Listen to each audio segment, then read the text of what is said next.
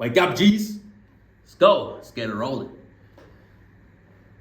Now, a subscriber asked me, Prince, what do I do if my friends and family do not support me?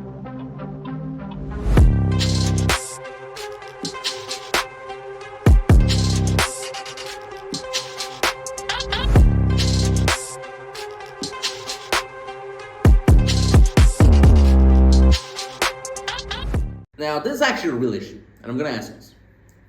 Because I keep telling you on this channel that, most likely that your friends are shit.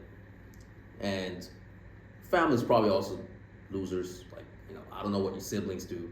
Because the most important thing in a child is their upbringing.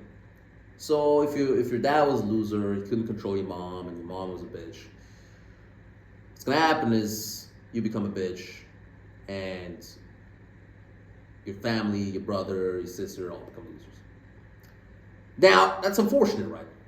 Because now you're in a situation where you're leveling up, becoming better and better, listening to Prince, listening to the cool people, and you decide you want to make something out of yourself.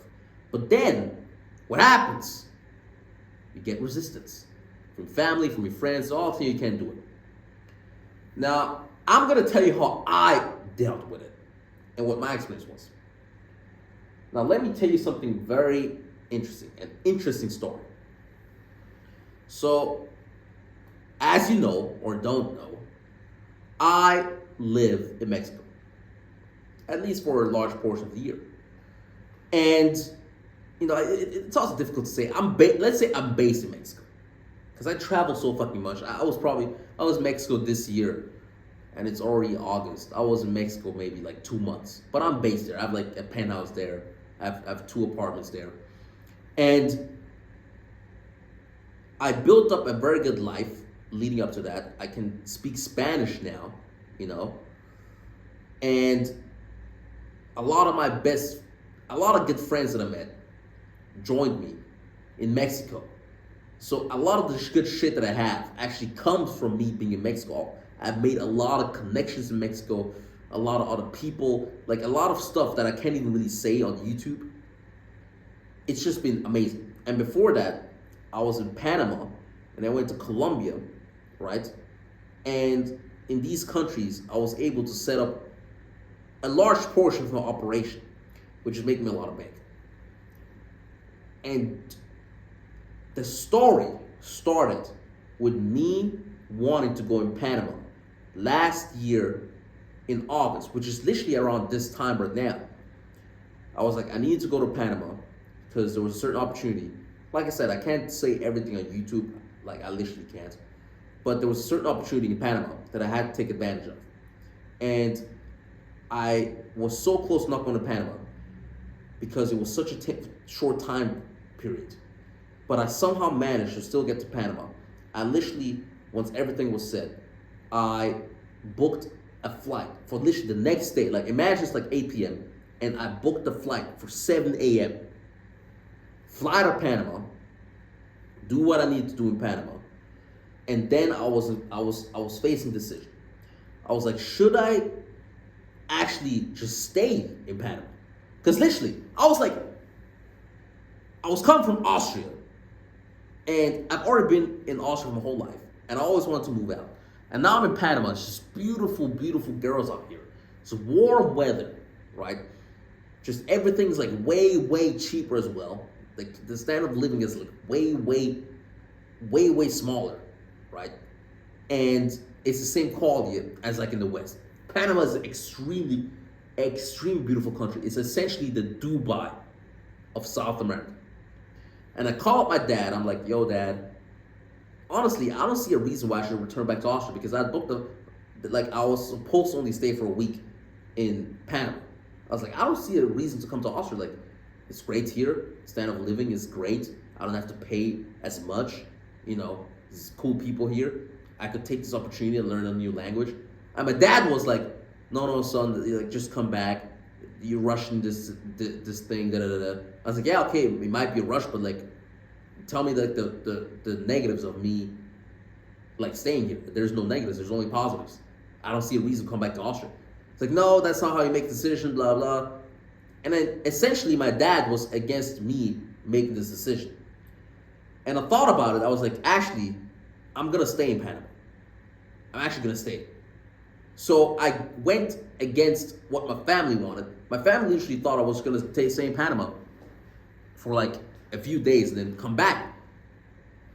What happened then is I stayed in Panama, then I went to Colombia, then I went to Mexico, and I stayed in South America. What should have been a 7-day trip turned out to be a 1-year trip where I learned a new language, all right? I met extremely important people, like on this entire trip, right? I made new friends. I increased my income literally. What was I making back then? In August, I was like making, I think cash flow wise, I was making like maybe $3,000 a month. So I 30x'd my income, right? And it was because of certain operations I set up. And all of that would have not happened if I would have been intimidated at what my family thought. So I'm telling this story because I just want you to realize sometimes you need to go against the grain, which is literally hilarious because I came back from Dubai and I bought my mom like this 10 grand necklace, right? And I gave it to her and she was like so happy. And then just a few days ago, she came by and she was like, God bless you, I'm so glad you're my son, da da da. I see you're so successful and you're taking care of us, da da da. But she was still the one who was telling me, with my father, I shouldn't have never I should have never stayed in Panama.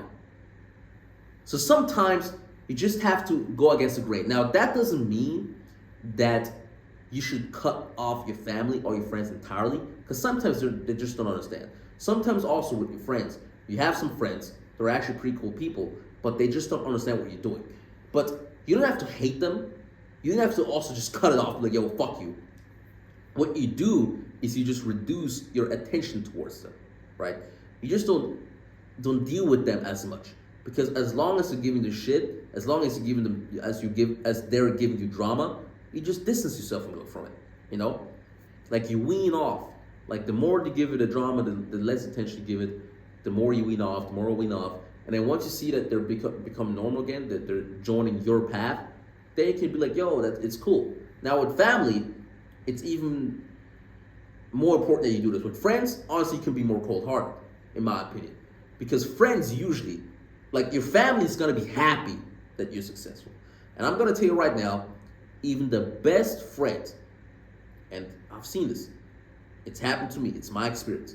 The best friend that swears to God that he's going to be happy for your success will feel some type of way once you exceed him at every single level possible. It's just human nature. It's gonna be like, this could have been me. We were friends. I could have joined his venture. I could have joined what he was doing. We could have done this together. And now he's making 100 times more than I'm making, and I just have to admit to myself that I'm a loser. And you're never gonna give money to your friend. You're not gonna be like, okay, look, hey, I'm gonna retire you. Maybe you might retire your mom. Your mom might be like, look, this is a bad decision you're making. You shouldn't do this. You shouldn't do that. And then 5 years later, you buy your mom a house and you retire her, and she's the happiest person on earth. So with friends, you can't do that. So with friends, you can be way more cold-hearted. They're gonna fall off for themselves. You don't really have to cut them off, but they're actually gonna fall off by themselves because your lifestyles are just gonna become way more different. It's happened to me. Like I can't really like do stuff. It's not even that I don't want to be friends with them. I have really, really good friends. Actually, I have one really, really good friend. And it's just the success has gotten so large where it's really hard to connect with him. Because I'm gonna ask him, hey bro, how was your week?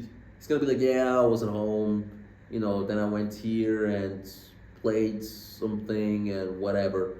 And I'm gonna be like, oh cool, yeah, I'm in Dubai right now, I'm on a jet ski, I'm on a yacht, and he's just gonna feel like some type of way. It's just human nature. Like, how can you not feel some type of way? Even I would feel some type of way. And I was telling you about being in competition with your friends. Because literally the reason you should be in competition with your friends is because if one friend fucking starts training super hard and you're not training super hard, you should feel some type of way. And that should make you train even harder. Like if there's 10 if there's 10 of you and you're all friends, and nine of them are making $1 million a month and you make nothing, you would feel some type of way. You would be forced to learn something about money because they're all talking about money. If you have if I'm with a person, if I'm with a person, right, and I start busting up push-ups, like he's gonna be more inclined to do the same.